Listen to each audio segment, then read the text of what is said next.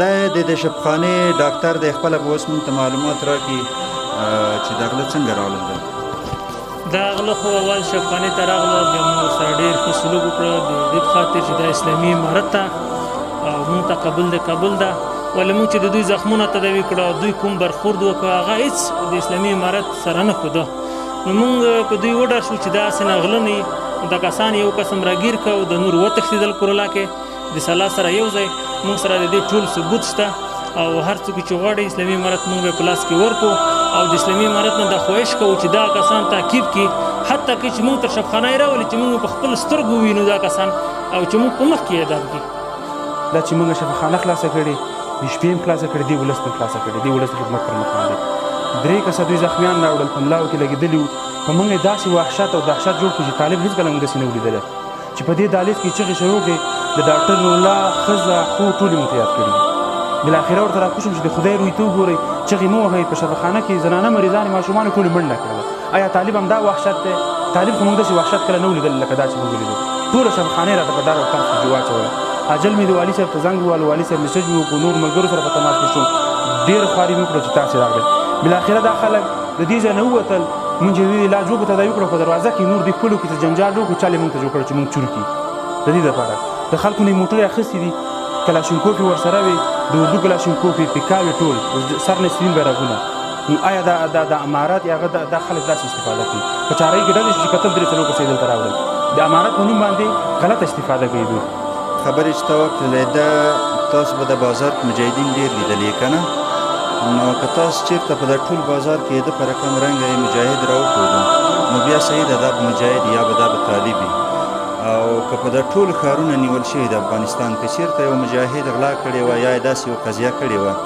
نو بیا به دا هم مجاهد وي خو دا خو یقیني خبره ده دا هغه لنډغر دي چې د 20 کاله یې دلته غلاوې کولې او یوه ورځ به ونیول شو سبا ته بیرته خوش و په مخ به ورته خړه پرده راوسي او په انشاءالله نن هغه ورځ تللی چې د باندې به خړه پرده نن به یې د مخ خلکو ته ښودل کېږي نو موږ د شپې دا د تقریبا څو بجې دي 1 بجه ده موږ د ولایت نه راووتو والي صاحب سره همدا اوس په همدغو موضوعات باندې په همدغه موضوعات مو ورسره مرکه کړې وه چې خلک چور کوي د خلکو اموال یې وړي خو داسې خلک دي داسې بې هغه نه چې افسوس دی دا خلکو په حال باندې چې اوس هم په دا دومره وخت کې دوی پوه نه شول او د 1 روپۍ متار په خاطر باندې خلک بېعزته کوي بیا شفخانه خو چې دی دا ډېر د هغه ځای دی دلته حتی باید نظامي کسان هم د اسلحې سره را نه شي نو ډېرې باید سره خیال وساتي نو دی به خپله موږ ته 2 خبرې وکړي چې دی آینده کې بیا بل څوک داسې کار کوي به د کابل ښار کې شپې په 1 بجه نه چې په 4 بجو یم کوي که په 12 بجو کوي انشاءالله مجاهدینو نه شي خلاصېدی او پرین د دغو خلکو په غیرت دي دا سړی یې راګیر کړی و بل هلته مونږ ولیدو او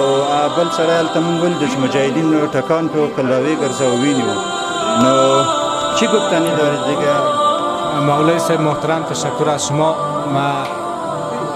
تو گناهی که سر ما باشه شما عدالت میکنیم از روی عدالت مرا اگر من مقصر بودم اگر من مثلا مجرم بودم هر جزای شما آماده هستم چرا مجرم نیستی با سلام آمدی شفاخانه داخل شدی مردم گرفتی پیسه رو بردی همین مردم اسناد داره ویدیو داره در شفاخانه کامرا بسته است امیر به ما شریک میساده مرا فریب دادم من یک عدالت مرنگوش و کسی بود من اصلا برات معلوم است کسی که دزد هست معلوم است برای من بله من تاکسیوان هستم خانه شما معلوم است بله خانه شما معلوم است من تو در پشت خانهش میبرم من جایی که برده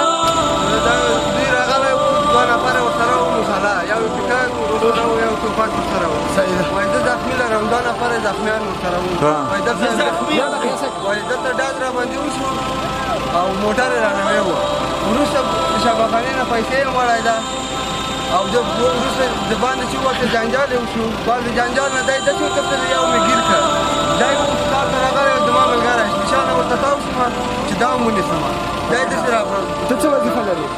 دا شفاخانه کې کار خب بالاخره دی اوس څه مجاهدینو ګیر کوي مجاهدینو ګیر کوو ښه